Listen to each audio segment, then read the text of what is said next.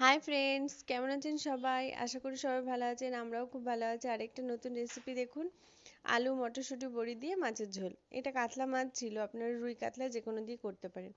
আলুগুলোকে তেলের ওপরে ফোড়ন দিয়ে রসুন আর জিরে ফোড়ন দিয়ে আলুগুলোকে ভেজে নিয়ে তার মধ্যে মটরশুঁটি আর পাকা টমেটো কেটে দিয়ে দিয়েছিলাম। আর ওই যে সিক্রেট ভাজা মশলাটা দেখালাম, যেটা বাটার জন্য শিলে নেওয়া হয়েছিল, সেই মশলাটা দিয়ে অল্প করে জল দিয়ে কষিয়ে নিতে হবে।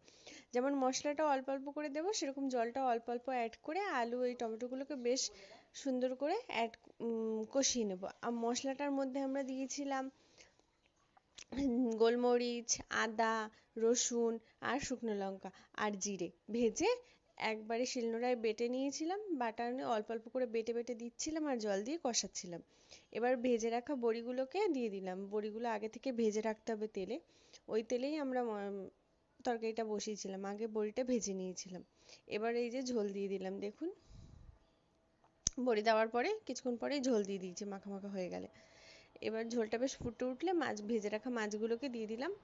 দেওয়ার পরে এবার মশলাটা, ওই ভাজা মশলাটা আবার একটু অ্যাড করব, জলে একটু ঝোলের মধ্যে গুলে, যাতে গন্ধটা ভালো করে সেন্টটা দেওয়া ভাল লাগে ঝোলটায়, খেতে টেস্ট হয় আরও। কারণ একবারে কষানোর সময় দেওয়া হয়েছিল। আর এই ভেজে রাখা মশলাটা দিলে অন্য কোনো মশলা অ্যাড করতে হয় না। এরপরে একটু গরম মশলা দিয়ে ঝোল নামিয়ে দেবো। আর কোনো মশলাই দেখুন আমরা দিইনি, ওই শুধু ভাজা মশলাটাই দিয়েছি, তাতেই মাছের ঝোলটা আরও বেশি সুস্বাদু লাগে খেতে।